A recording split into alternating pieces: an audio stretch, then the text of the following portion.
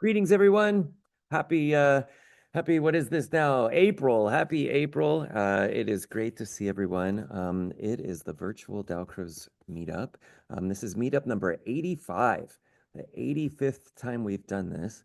And it is so nice to have everybody together. We've got a nice small crowd today with two outstanding presenters. I'm Stephen Neely. I'm your host and one of the founders of the VDM. My good colleagues, Veronica and Emma. I think Emma's maybe asleep at this hour, and Veronica is in Iceland. So I hope she does not appear. I don't want Veronica to come to the meetup today. I want her to enjoy her little vacation. So it's great to have everybody together. The VDM was founded. We're in our fifth year now. We put together just as we've been calling it kind of either a study group or a sharing group where we talk about all things education, movement, music. The word Dalcroze is said a fair bit through a lot of conversations, but it's actually not the only thing we care about. It's just sort of our inspiring force. So welcome and thank you all for being here. Our routine from the very beginning has been to try to get to just meet each other. This is a notably wide audience. We often are welcoming friends from all around the globe. And so we're going to put you into a very short breakout room where we just want you to introduce yourself to whoever's in the room. The standard is to say your name, where are you located, and who do you teach? And so if you have any version of those, we would love to hear it. If you're not actively teaching a crowd right now, that's okay. You can either talk about who do you hang out with, or who did you used to teach, or who do you wish you taught, or anything in there. You get 2 minutes for everybody in your room to say something. It's not much time. So you ready? We're gonna come right back. Ready, set, go.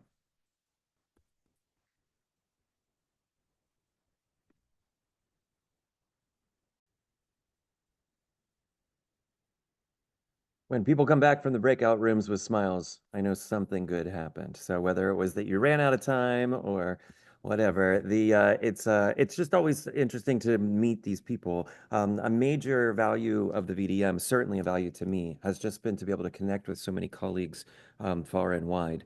The life of just any music teacher is a little bit isolated. I mean, we've got our students, but we're often so busy we don't have a chance to really interact with others.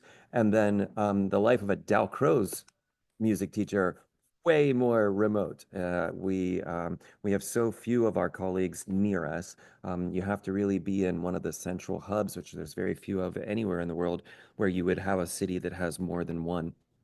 And so even Pittsburgh, where I am, that has such a long, really long tradition. We've been teaching Dalcroze Eurythmics at my university since 1921.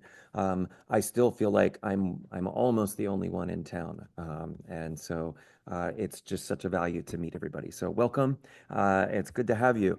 Before we get to our main events today, I want to remind everybody who's here live with us and to anybody who's watching the video after that the VDM's a thing. We've been doing it and people keep showing up. And we've said as long as people keep showing up, we would love to keep hosting. So the way to know what is going on in the VDM sphere is to follow the calendar, subscribe to the calendar, and subscribe to the mailing list. So if you're not already getting one or two emails a month from the VDM, we would encourage you to sign up for the virtual Dalcroze Meetup mailing list. And if you want the easiest way to follow when all the events are, the easiest way to do that is to subscribe to the digital calendar. Both of those links you can find at virtualdalcroze.org. The great thing about the calendar is that when you subscribe to the digital calendar, it automatically converts all of our days and times into your time zone. So you never have to figure out, is it daylight savings time or is it not? And how many hours removed is Pittsburgh or Boston, from wherever it is that you live. We try to publish everything in all the time zones, and the calendar is a great way to assure that we did it correctly. Our new season is we're gearing up to announce what's going to happen in the fall. We definitely have a new season of master classes, short courses, and meetups that are in the works right now. We're just hammering out final contracts and getting final dates together. So be on the lookout for the email from the virtual Dalcroze meetup that'll tell you all the things to put on your calendar for next season. The big remaining event of this season is the last short course with Francoise Lombard. Francoise is, I think she's in Montreal. She's definitely in Canada. And Francoise is brilliant and so nice. Oh my gosh. I had the chance to host her at my house for a weekend back in February, and we just had the most lovely time. She is an outstanding musician and such a kind and generous spirit. If you haven't had a chance to work with her in the past, this is your opportunity. Without having to buy a plane ticket to Canada, you can sign up for her three event short course, where what she'll be doing is talking about improvisation.